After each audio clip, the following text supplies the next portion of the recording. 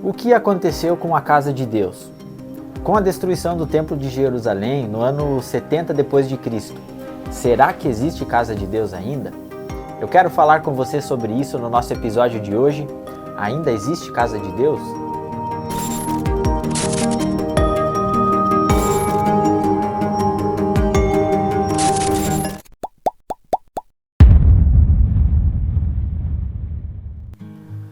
Sejam todos muito bem-vindos, meu nome é Eliezer, está começando mais uma Hora do Café. Eu quero agradecer aos nossos apoiadores, Orange Barbershop, Carro Fácil, Rafa Utilidades e Floricultura Eros pela parceria. Muito obrigado por estarem com a gente. Deus sempre procurou estar perto da sua criação, se relacionar, fazer parte da vida dos seus filhos. Eu quero de forma resumida te explicar um pouco desse relacionamento e morada de Deus entre os seus. No Jardim do Éden, Deus conversava com Adão e Eva todos os dias. Mas com a corrupção do pecado, e Deus por abominar o pecado, isso não era mais possível. Então ele providenciou uma forma diferente para que pudesse estar presente. Ele tinha um plano para isso. E após muita coisa acontecer, então chegamos no tempo de Moisés, onde Deus escolhe Moisés para libertar o povo e ensiná-lo no deserto. Então pede a Moisés que construísse um tabernáculo, também chamado de Tenda do Encontro, para que esse plano pudesse acontecer.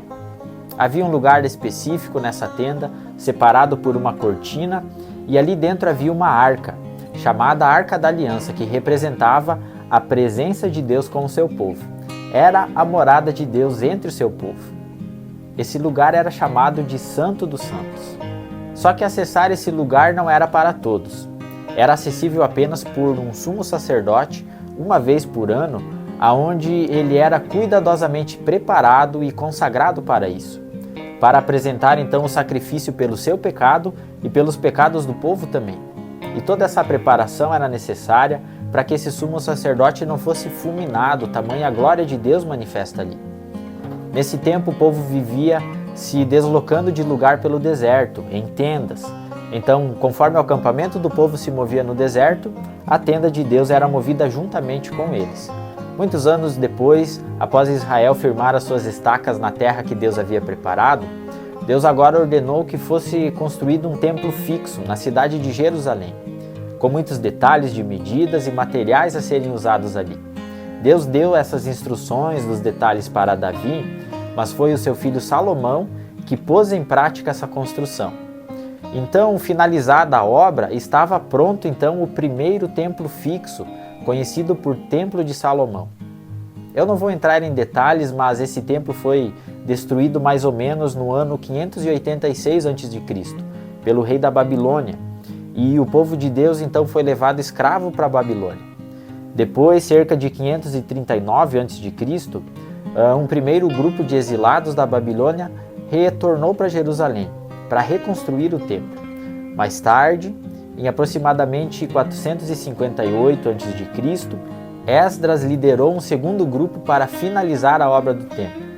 E em 445 a.C., ocorreu então um terceiro grupo que retornou dos exilados para a reconstrução então dos muros de Jerusalém. Estava reconstruído então o chamado segundo templo. Mais um tempo se passou, aí veio Jesus, e Jesus agora era o Deus conosco, de uma forma diferente. A Bíblia nos diz em Mateus 27:51 que essa cortina que eu falei a recém, que fazia a separação do acesso ao Santo dos Santos do templo, foi rasgada de cima a baixo, de alto a baixo, quando Cristo consumou o seu ato da cruz. Então, no momento da consumação da cruz, esse véu que fazia essa separação entre Deus e os homens foi rasgado, como um sinal bem claro de Deus a todos que aquela separação não era mais necessária.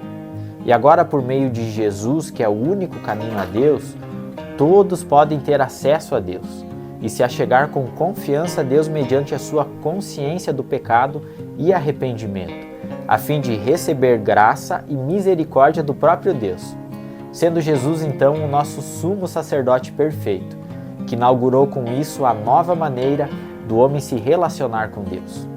Tanto é que cerca de 70 anos depois de Cristo, esse segundo templo físico é novamente destruído e até hoje nunca mais foi reconstruído. Até existe uma réplica desse templo construído em São Paulo, mas é apenas uma construção turística. Não tem a ver com o propósito nem o objetivo dos templos do Antigo Testamento que eu acabei de citar. Por isso, com a nova aliança em Cristo, não podemos mais chamar de casa de Deus um lugar físico, como um templo, porque o templo da Bíblia nem existe mais. Muitos até fazem referência ao prédio da igreja como sendo a casa de Deus, linkando ao templo do Antigo Testamento. Só que, como já vimos, esse templo físico não existe mais. E a Bíblia nos deixa muito claro isso com a nova aliança. Mas então, a partir de Jesus, chegando até os nossos dias de hoje, será que nós podemos chamar de casa de Deus algum lugar? Será que Deus faz morada em algum lugar junto com seus filhos? A resposta é sim. Em 1 Coríntios 3,16, nos diz o seguinte: não sabeis que vós sois o templo de Deus e que o Espírito de Deus habita em vós? E 1 Coríntios 6,19 nos diz: acaso não sabeis que o corpo de vocês é o santuário do Espírito Santo, que habita em vocês, que lhes foi dado por Deus e que vocês não são de vocês mesmos? Por isso, casa de Deus agora não é mais uma estrutura de pedras e tijolos, mas é uma estrutura de carne e osso. É o coração de todo aquele que se entrega para Deus e o confessa como seu Salvador. Agora, através do Espírito Santo, Deus ele se faz presente e morada nos seus. Por isso não faz sentido nós dizermos que vamos a um lugar que nós somos. Agora não vamos à casa de Deus, agora nós somos a casa de Deus. Infelizmente, a estrutura de uma igreja encarada como casa de Deus acabou virando um amuleto religioso, onde o ambiente da construção é tratado como um lugar sagrado e somente ali, onde eu preciso ter uma postura adequada lá dentro. Na verdade, o mínimo que a gente precisa fazer é ser respeitoso em um ambiente de culto, né? Mas Jesus nos ensina a termos uma postura de reverência, não apenas nesses encontros como igreja, mas em todo lugar, porque não há distinção de um lugar físico mais santo que o outro. Agora, aonde eu estou, o Espírito Santo está. Todo lugar é lugar de reverência. Precisamos ter noção que Deus realmente está ali. A Bíblia nos alerta também ao cuidado com o nosso corpo, porque afinal o nosso corpo agora é o templo onde Deus habita. Em Romanos 6,13 nos chama a atenção sobre não usar o nosso corpo para pecar e desonrar a Deus.